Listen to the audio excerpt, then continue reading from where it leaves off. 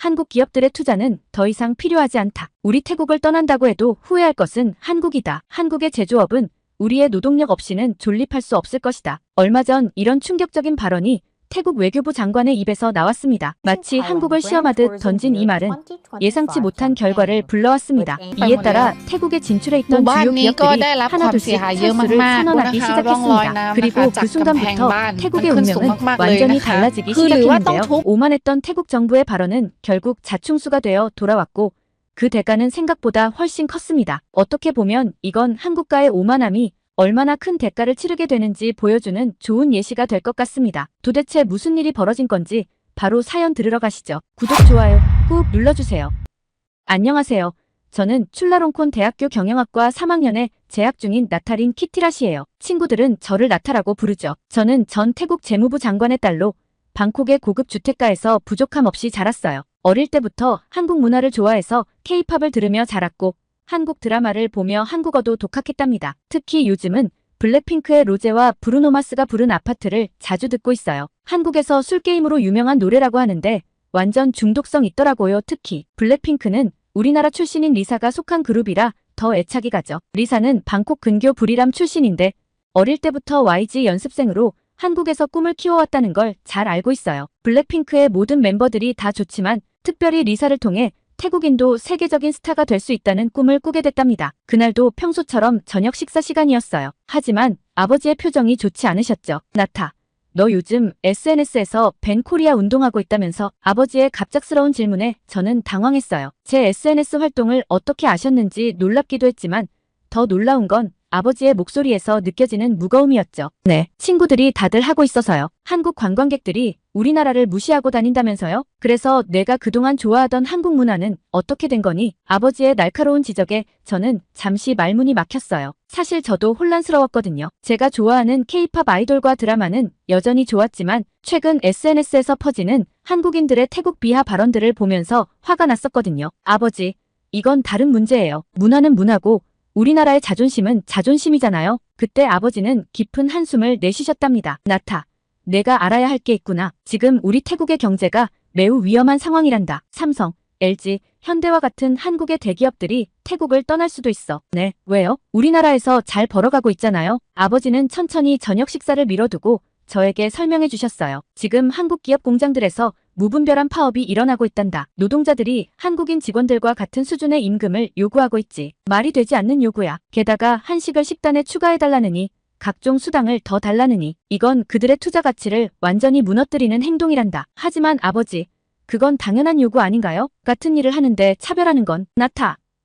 아버지의 목소리가 높아졌어요. 그들이 우리나라에 공장을 세운 이유가 뭐라고 생각하니? 바로 저렴한 인건비 때문이야. 하지만 한국 기업들은 다른 외국 기업들과 달리 우리 노동자들에게 최고 수준의 복지를 제공하고 있어. 심지어 기술까지 이전해주면서 우리나라의 발전을 도와주고 있단다. 저는 잠시 생각에 잠겼어요. 제 친구 수아의 오빠가 삼성 공장에서 일한다고 했었죠. 항상 자신의 직장을 자랑스러워했고 다른 공장보다 훨씬 좋은 대우를 받는다고 말했었어요. 게다가 내가 모르는 게 있다. 아버지는 계속해서 말씀하셨어요. 한국 기업들이 우리나라에서 창출하는 일자리가 30만 개가 넘는단다. 이건 단순히 숫자가 아니야. 30만 가정의 생계가 걸린 문제라는 거지. 그렇게 많은가요? 그래. 그리고 지금 이 파업으로 인해 그들이 태국을 떠난다면 우리나라는 경제적으로 큰 타격을 받게 될 거야. 베트남이 그랬던 것처럼. 저는 제 SNS로 돌아가 제가 올린 벤 코리아 관련 게시물들을 다시 보았어요. 갑자기 부끄러워졌죠. 제가 얼마나 단순하게 생각하고 있었는지 깨달았거든요. 하지만 아버지,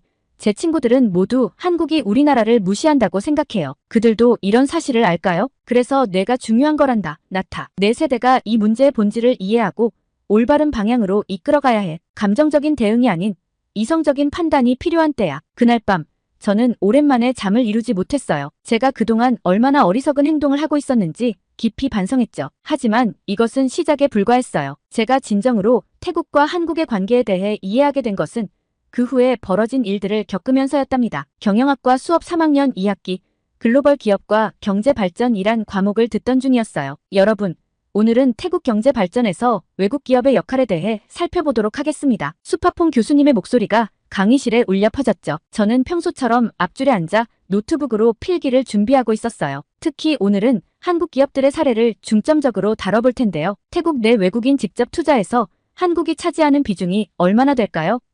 교수님의 질문에 강의실이 조용해졌어요. 저도 정확한 답을 몰랐죠. 연간 60억 달러입니다. 이는 태국 전체 FDI의 상당 부분을 차지하는 금액이에요. 그리고 이 투자의 대부분이 첨단 기술 산업에 집중되어 있다는 점이 중요합니다. 프레젠테이션 화면에 나타난 그래프를 보며 저는 놀라지 않을 수 없었어요. 한국의 투자 규모가 이렇게나 큰 줄 몰랐거든요. 나타린 학생, 당신의 아버님이 전 재무부 장관이셨죠? 혹시 이런 내용을 들어보신 적 있나요? 갑작스러운 교수님의 질문에 저는 얼굴이 붉어졌어요. 네, 얼마 전 아버지께서 말씀해 주셨어요. 하지만 이렇게 구체적인 숫자는 몰랐습니다. 그렇군요. 자, 이제 실제 사례를 보겠습니다. 촌부리 지역의 변화를 살펴볼까요? 교수님은 2010년과 2023년의 촌부리 위성사진을 보여주셨어요. 삼성전자가 공장을 설립하기 전과 후의 모습이었죠. 보시다시피 이 지역은 완전히 탈바꿈했습니다. 단순한 공장 설립이 아닌 도시 전체의 발전이 일어났어요. 학교가 생기고 병원이 들어섰으며 쇼핑몰도 생겼죠. 이것이 바로 산업 생태계입니다. 저는 숨죽여 설명을 들었어요. 교수님은 계속해서 말씀하셨죠. 더 놀라운 것은 기술 이전입니다. 삼성전자의 경우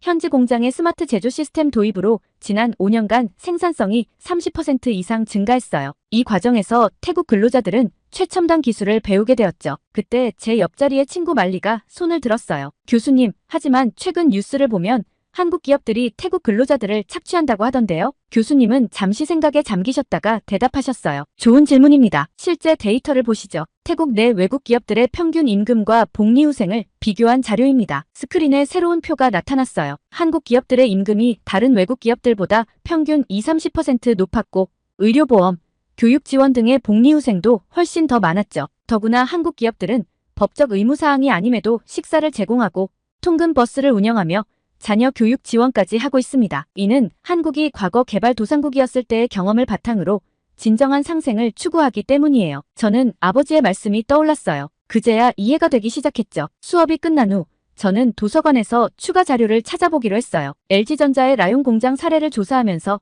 저는 더 놀라운 사실들을 발견했답니다. LG전자는 현지 대학들과 산학협력을 통해 기술 교육 프로그램을 운영하고 있었어요. 매년 수백 명의 태국 학생들이 이 프로그램을 통해 첨단 기술을 배우고 있었죠. 그들 중 상당수가 졸업 후 LG전자에 취업했고 일부는 자신만의 기술 기업을 창업하기도 했답니다. 나타, 너도 이거 보고 있어? 도서관에서 자료를 찾던 중 말리가 다가왔어요. 응, 나 깨달은 게 너무 많아. 우리가 얼마나 편견에 사로잡혀 있었는지 몰라. 맞아, 나도 충격이야. 우리가 SNS에서 본 내용들은 너무 왜곡되어 있었던 것 같아. 우리는 밤늦게까지 자료를 찾아보았어요. 현대자동차가 태국에 전기차 생산 시설을 건설하려 했던 계획, SK이노베이션의 배터리 연구개발센터 설립 계획 등 이 모든 것들이 태국의 미래 산업 발전을 위한 소중한 기회였다는 걸 이제야 알게 된 거죠. 그날 밤 노트북을 닫으며 저는 결심했어요. 이런 사실들을 더 많은 사람들에게 알려야겠다고요. 하지만 그때까지만 해도 제가 곧 더 충격적인 현실과 마주하게 될 줄은 몰랐답니다. 도서관에서 늦게까지 공부하고 기숙사로 돌아온 그날 밤 전혀 예상치 못한 소식을 접하게 됐어요. SNS를 열자마자 태국 인강제 추방 해시태그가 실시간 트렌드에 올라와 있었거든요.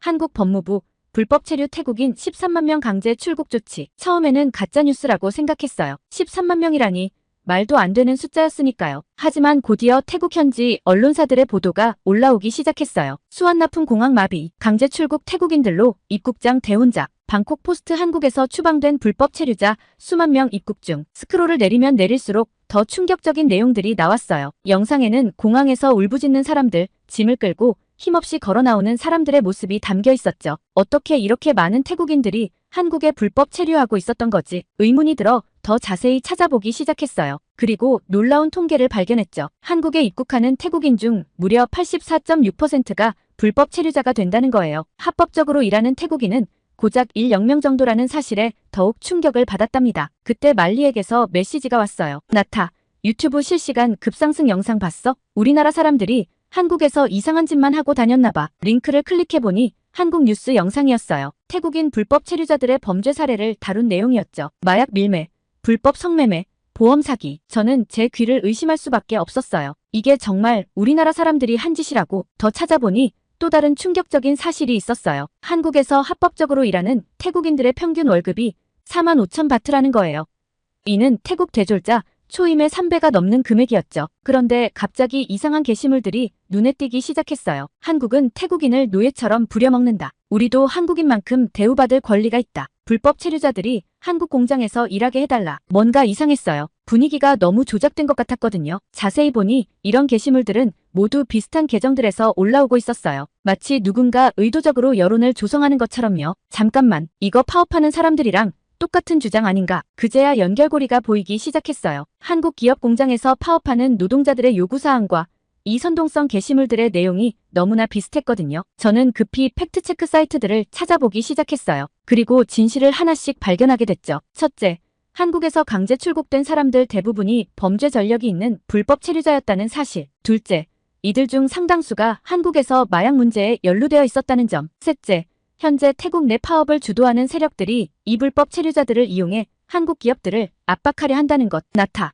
너 이거 봤어? 이번엔 수환이 보낸 메시지였어요. 삼성전자 공장에서 일하는 오빠의 이야기였죠. 우리 오빠가 그러는데 파업 주도하는 사람들이 한국에서 강제 추방된 사람들이랑 연락하고 있대. 걔들 보고 우리가 일 못하게 하면 너희를 써달라고 하자 이러면서. 저는 그제야 모든 것이 이해가 됐어요. 이건 단순한 노동자들의 파업이 아니었어요. 누군가 의도적으로 한국 기업들을 태국에서 몰아내려는 시도였던 거죠. 밤새도록 자료를 찾아보면서 저는 제 조국의 또 다른 얼굴을 보게 됐어요. 한국에서 불법 체류하다 쫓겨난 사람들이 본국에 돌아와서는 오히려 더 큰 문제를 일으키고 있었거든요. 금은방을 털고 관광객을 위협하고. 이런 사람들이 어떻게 한국 기업에서 일할 수 있다고 생각하는 걸까요? 새벽녘, 저는 긴 글을 작성하기 시작했어요. 우리는 지금 무엇을 이루려 하고 있나요? 제 글은 빠르게 퍼져나갔고 많은 젊은이들이 공감을 표했어요. 우리가 얼마나 위험한 생각을 하고 있었는지, 그리고 지금이라도 정신을 차려야 한다는 내용이었죠. 하지만 이건 시작에 불과했어요. 진짜 위기는 이제 시작이었으니까요. SNS에서 제 글이 화제가 되고 있을 때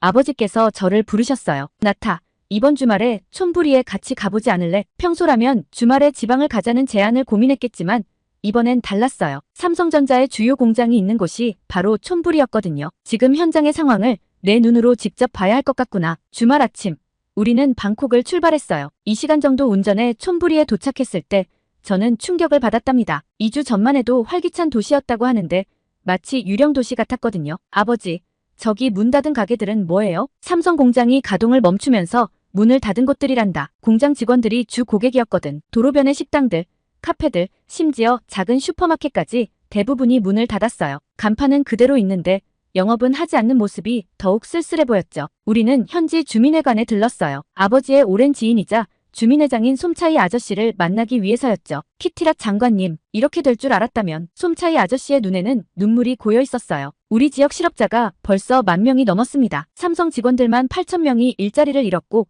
협력업체까지 하면. 아저씨는 말을 잇지 못했어요. 그때 한 중년 여성이 회관으로 들어왔습니다. 회장님, 제발 도와주세요. 우리 애들 학교도 못 보내게 생겼어요. 판홍 씨는 삼성 공장에서 10년간 일했다고 해요. 남편도 같은 공장 직원이었죠. 월급이 너무 적다고 파업에 동참하라고 해서 저는 싫다고 했는데 그녀의 이야기를 들으며 저는 마음이 무거워졌어요. 파업 주동자들이 다른 직원들을 강제로 파업에 끌어들였다는 거였죠. 다른 공장에서 일자리를 구하면 되지 않나요?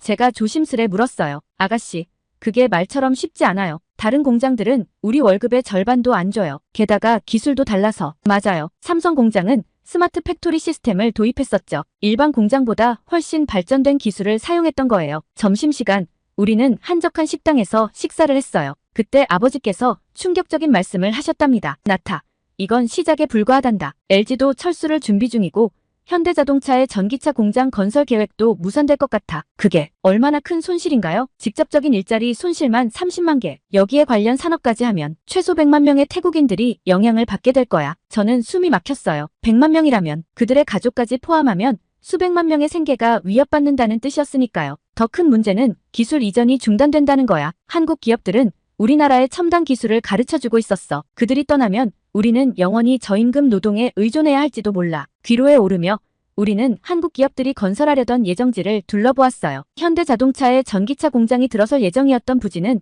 이미 풀만 무성했죠. 아버지, 이제 어떻게 되는 거예요? 글쎄, 베트남이나 인도네시아 같은 나라들은 벌써부터 한국 기업 유치를 위해 적극적으로 나서고 있어. 우리가 놓친 기회를 그들이 잡으려 하는 거지. 집으로 돌아오는 차 안에서 저는 촌부리에서 만난 사람들의 얼굴을 떠올렸어요. 파업 주동자들의 무분별한 요구가 어떤 결과를 가져왔는지 이제는 너무나 분명해졌답니다. 그날 밤 저는 두 번째 글을 썼어요. 우리가 잃어버린 것은 단순한 일자리가 아닙니다. 우리의 미래를 잃어버린 겁니다. 차 안에서 휴대폰을 보니 더 충격적인 뉴스가 올라와 있었어요. SK이노베이션 태국 배터리 연구소 건립계획 전면 취소, 베트남으로 이전 검토 중, 삼성전자 협력업체 200개사 동반 철수, 관련 산업 도미노 붕괴 우려. 이건 단순한 공장 철수가 아닌 태국의 미래 산업 기반이 무너지는 일이었어요. 나타, 내가 경영학도니까 이해할 거야. 아버지께서 말씀하셨어요. 기업의 생태계라는 게 있단다. 대기업 하나가 떠난다는 건 그 주변의 수백 개 기업이 함께 흔들린다는 뜻이야. 아버지의 설명은 계속되었어요. 예를 들어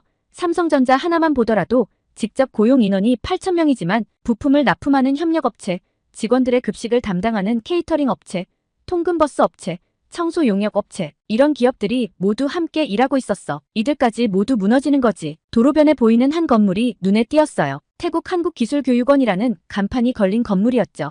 저기는 뭐 하는 곳이었어요? 한국 기업들이 설립한 교육기관이야. 매년 수백 명의 태국 젊은이들이 첨단 기술을 배웠지. 이제는 문을 닫게 되겠구나. 저는 그제야 깨달았어요. 우리가 잃어버린 것은 단순한 일자리가 아니었어요. 그것은 기술이었고 미래였고 꿈이었던 거죠. 방콕으로 돌아오는 길에 들른 휴게소에서 더 많은 이야기를 들을 수 있었어요. 여기저기서 실직 소식을 전하는 사람들의 대화가 들려왔거든요. 우리 오빠네 회사도 이번 주에 문 닫는데 우리 동네 상가는 다 비었어. 애들 학원비를 못 내겠어. 이런 대화들이 귓가에 맴돌았어요. 그리고 제가 얼마나 현실을 모르고 살았는지 다시 한번 깨달았죠. 집에 도착해서 아버지께 마지막 질문을 했어요. 아버지, 정말 돌이킬 수 없는 건가요? 아버지는 깊은 한숨을 내쉬셨어요. 돌이키기는 힘들 것 같구나. 한국 기업들이 한번 신뢰를 잃으면 쉽게 돌아오지 않거든. 베트남의 사례가 있잖니. 그들도 한때는 이런 실수를 했었지. 저는 그날 밤 잠들기 전까지 계속 생각했어요. 우리가 무엇을 지키려다 더 큰 것을 잃어버렸는지, 그리고 이제 우리는 어디로 가야 하는지. 다음 날 아침,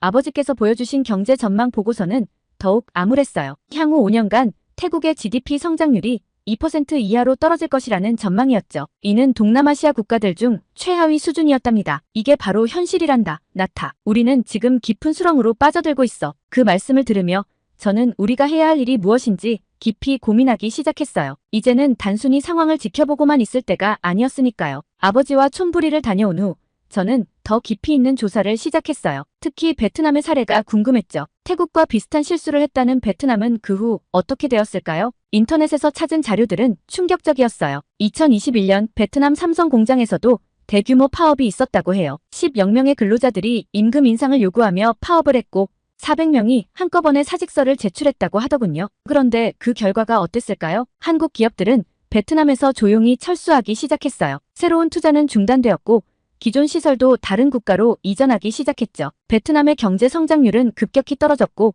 실업률은 치솟았답니다. 우리도 같은 길을 걷고 있구나. 가슴이 아팠어요. 우리는 이미 실패한 전철을 그대로 밟고 있었으니까요. 더 큰 문제는 우리가 잃어버린 것이 단순한 일자리가 아니라는 거였어요. 한국 기업들이 가져다 준 것은 단순한 공장이 아니었거든요. 그들은 우리에게 미래를 주려 했던 거예요. 삼성전자의 스마트 팩토리 시스템, SK이노베이션의 배터리 기술, 현대자동차의 전기차 생산 기술, 이런 첨단 기술들은 돈으로 살 수 없는 것들이었어요. 한국은 이런 기술들을 우리와 공유하려 했던 거죠. 우리는 얼마나 어리석었던 걸까? 다른 외국 기업들은 어땠나요? 그들은 우리나라의 저임금 노동력만 필요로 했어요. 기술 이전, 그런 건 꿈도 꾸지 못했죠. 하지만 한국은 달랐어요. 어쩌면 그들도 한때 우리와 같은 처지였기 때문일까요? 한국도 한때는 가난한 나라였고 선진국의 도움으로 성장했다고 해요. 그래서 그들은 우리에게도 같은 기회를 주려 했던 걸까요? 그런데 우리는 어떻게 했나요? 한국인들과 같은 임금을 달라고 요구했어요. 심지어 한식을 식단에 추가해달라는 황당한 요구까지 했죠. 마치 물에 빠진 사람을 구해주었더니 보따리까지 내놓으라고 하는 것과 다름없었어요. 우리의 오만함이 결국 우리의 미래를 앗아간 거예요. 태국이라는 나라가 정말 이대로 괜찮은 걸까? 창밖을 바라보며 생각에 잠겼어요. 우리나라의 미래는 어떻게 될까요? 한국처럼 기술 강국이 될 수 있을까요? 아니면 영원히 저임금 노동에 의존하는 나라로 남게 될까요? 답은 이미 알고 있었어요. 우리가 지금처럼 행동한다면 우리의 미래는 없을 거예요. 이제는 무언가 달라져야 했어요. 제가 먼저 행동해야 했죠. 우리 세대가 나서서 이 상황을 바꾸지 않으면 태국의 미래는 없을 테니까요. 우리는 우리의 미래를 지켜야 합니다. 출라롱콘 대학교 학생회장으로서 제가 처음 꺼낸 말이었어요. 학생회 임원들이 모두 모인 긴급회의장에는 무거운 침묵이 감돌았죠. 나타. 내 말은 이해해. 하지만 지금 상황에서 우리가 무엇을 할 수 있을까? 부회장 타나폰이 조심스레 물었어요. 우리가 할 수 있는 일이 있어요. 아니, 우리가 해야만 하는 일이에요. 저는 제가 준비한 자료들을 하나씩 펼쳐 보였어요. 한국 기업들의 투자 현황, 일자리 창출 효과, 기술 이전 계획들, 그리고 현재 우리가 잃어버리고 있는 것들에 대한 분석이었죠. 여러분, 우리는 지금 단순히 몇 개의 공장을 잃는 게 아니에요. 우리는 태국의 미래를 잃어가고 있어요. 프레젠테이션을 진행하면서 저는 임원들의 표정이 달라지는 것을 느낄 수 있었어요. 이제 우리가 나서야 할 때예요. 태국의 청년을 대표하는 출라롱콘 대학교 학생들이 목소리를 내지 않는다면 누가 이 상황을 바꿀 수 있을까요? 회의는 밤늦게까지 이어졌어요. 우리는 성명서를 작성하기 시작했고 각자의 전공을 살려 내용을 다듬어갔죠. 경영학과 학생들은 경제적 분석을, 법학도들은 법적 검토를, 언론학과 학생들은 효과적인 전달 방법을 연구했어요. 마침내 우리의 성명서가 완성됐어요. 태국의 청년들은 한국 기업들의 철수를 매우 안타깝게 생각합니다. 이는 단순한 경제적 손실을 넘어 우리의 미래가 위협받는 상황입니다. 우리는 이번 사태가 일부 무분별한 행동으로 인한 것임을 인정하며 이에 대해 깊은 유감을 표합니다. 성명서는 태국어, 한국어, 영어로 동시에 발표됐어요. 출라롱콘 대학교 학생회의 공식 입장이었죠. 그리고 예상대로 반응은 폭발적이었어요. 드디어 누군가가 제대로 된 말을 하는구나. 청년들이 먼저 나서다니 자랑스럽다. 이제라도 정신을 차린 것 같아 다행이야. 하지만 부정적인 반응도 있었어요. 한국 기업들의 주구가 됐나? 너희들이 뭘 안다고? 배신자들, 특히 파업 주동자들의 반발이 심했죠. 하지만 우리는 물러서지 않았어요. 저는 SNS에 장문의 글을 올렸어요. 친애하는 태국의 청년 여러분, 우리는 지금 갈림길에 서 있습니다. 한쪽은 일시적인 감정에 휘둘려 모든 것을 잃어버리는 길이고 다른 쪽은 이성적 판단으로 우리의 미래를 지켜내는 길입니다. 이 글은 순식간에 퍼져나갔고 다른 대학의 학생회들도 하나둘씩 우리의 입장을 지지하기 시작했어요. 마이돈 대학교, 탐마사 대학교, 카세사 대학교, 방콕의 주요 대학들이 모두 비슷한 성명을 발표했죠. 우리는 여기서 멈추지 않았어요. SNS에서 해시태그 세이브 타일랜드 퓨처 캠페인을 시작했고 한국 기업들의 기술 이전이 태국의 발전에 얼마나 중요한지를 설명하는 영상들을 제작했어요. 특히 인상적이었던 건 삼성전자 공장에서 일하다가 실직한 노동자들의 인터뷰였어요. 그들은 한국 기업에서 배운 기술이 얼마나 소중한지 그리고 그것을 잃어버리는 것이 얼마나 안타까운지를 진심으로 이야기해 주었죠. 지금이 마지막 기회일지도 모릅니다. 성명서의 마지막 문장이었어요. 그리고 그 말은 정말이었어요. 만약 이때 우리가 행동하지 않았다면 아마 태국의 미래는 완전히 달라졌을 거예요. 다행히도 우리의 목소리는 점점 더 크게 울려 퍼졌고 일파만파 태국 전국 곳곳에 소식이 전해지기 시작했죠. 학생들의 움직임이 전국적으로 퍼져나가면서 태국 정부도 더 이상 이 상황을 방관할 수 없게 됐어요. 우리는 실수를 인정합니다. 태국의 발전을 위해 힘써주신 한국 기업들의 헌신을 제대로 보호하지 못했어요. 이제 정부는 달라질 것입니다. 파업 중이던 노동자들의 태도도 달라지기 시작했어요. 특히 젊은 노동자들이 먼저 변화를 이끌었죠. 그들은 자발적으로 새로운 노사문화 만들기 운동을 시작했어요. 우리는 더 이상 무조건적인 요구를 하지 않겠습니다. 대신 우리의 가치를 높이는 데 집중하겠습니다. 한국 기업들이 가져다준 기술을 배우고 그것을 발전시켜 나가는 것, 그것이 진정한 노동자의 권리를 지키는 길이라고 믿습니다. 젊은 노동자들의 선언문이었어요. 지금 태국은 새로운 길을 걷고 있어요. 한국 기업들과의 관계를 다시 쌓아가는 건 쉽지 않은 일이겠지만 우리는 희망을 가지고 있어요. 우리는 이제 알아요. 진정한 발전은 단순한 임금 인상이 아니라 우리 스스로의 가치를 높이는 것이라는 걸요. 앞으로도 갈 길이 멀어요. 하지만 이제 우리는 올바른 방향으로 가고 있다고 확신해요. 태국의 청년들이 그리고 우리 모두가 함께 만들어갈 미래가 기대됩니다. 때로는 한 걸음 뒤로 물러서는 것이 더 큰 도약을 위한 준비가 될 수 있어요. 우리는 그것을 배웠고 이제 그 교훈을 바탕으로 더 나은 미래를 만들어갈 거예요. 오늘의 사연은 여기까지인데요. 출라롱콘 대학에서 나타 씨의 감동적인 사연 감사하며 앞으로도 응원하겠습니다. 구독과 좋아요 감사드리며 다음 영상으로 찾아뵙겠습니다.